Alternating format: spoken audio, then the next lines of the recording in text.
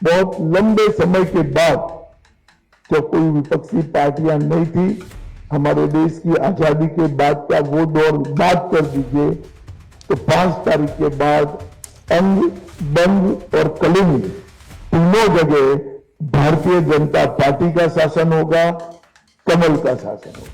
बंगाल में चुनाव के दूसरे चरण के लिए लगातार बीजेपी का प्रचार जारी और इसी बीच अमित शाह का बड़ा दावा। केंद्रीय गृह मंत्री अमित शाह ने पश्चिम बंगाल चुनाव के पहले चरण के मतदान पर प्रतिक्रिया देते हुए बड़ा दावा किया। उन्होंने कहा कि बंगाल में प्रचंड बहुमत आ रहा है और अंग, बंग व कलिंग तीनों क्षेत्रों में बीजेपी की सरकार बनने जा रही है। अमित शाह ने कहा कि मतदान प्रतिशत यह दिखाता है कि लोगों का लोकतंत्र पर भरोसा और उत्साह बढ़ा है। उन्होंने पहले चरण के सभी मतदाताओं का धन्यवाद किया और दूसरे चरण के मतदाताओं से भी बड़ी संख्या में वोट डालने की अपील की। उन्होंने चुनाव आयोग, बंगाल पुलिस, सुरक्षा बलों और मतदान कर्मियों का भी आभार जताया। अमित शाह के मुताबिक लोगों ने बिना डर के रिकॉर्ड मतदान किया है और यह बदलाव के पक्ष में जनादेश है।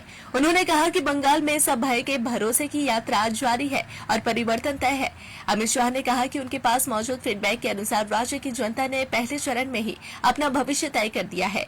अमित शाह ने कहा कि प्रचंड बहुमत के साथ बंगाल में बीजेपी की सरकार बनने जा रही है और पहले चरण की 152 सीटों में से पार्टी 110 से अधिक सीट जीत रही है। उन्होंने कहा कि लोगों ने रिकॉर्ड संख्या में मतदान कर बदलाव के पक्ष में वोट किया, जिससे लोकतांत्रिक प्रक्रिया में भरोसा मजबूत हुआ है।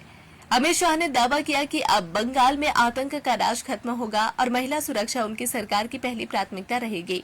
अमित शाह ने यह भी कहा कि मतदान शांतिपूर्ण रहा, किसी की मौत नहीं हुई और केवल 30 लोग घायल हुए।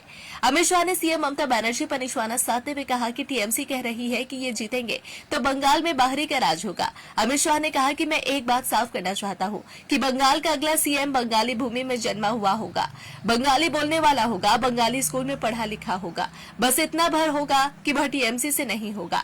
उन्होंने कहा कि यह भरोसा दिलाते हैं कि राज्य का अगला मुख्यमंत्री बीजेपी का ही एक कार्यकर्ता होगा। अमित शाह ने महिला सुरक्षा को सबसे बड़ी प्राथमिकता बताते हुए कहा कि अगर बीजेपी की सरकार बनती है तो महिलाओं की सुरक्षा समान सुनिश्चित किया जाएगा।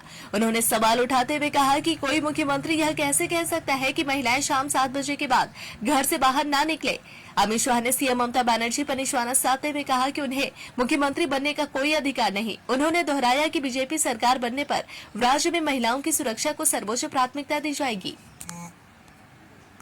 बहुत लंबे समय के बाद जब कोई विपक्षी पार्टियां नहीं थी, हमारे देश की आजादी के बाद का वो दौर बात कर दीजिए, तो 5 तारीख के बाद अंग, बंग और कलिंग तीनों जगह भारतीय जनता पार्टी का शासन होगा, कमल का शासन होगा। और मैं मानता हूं ये निशानी हमारे पूर्वी भारत के लिए शुभांकर है।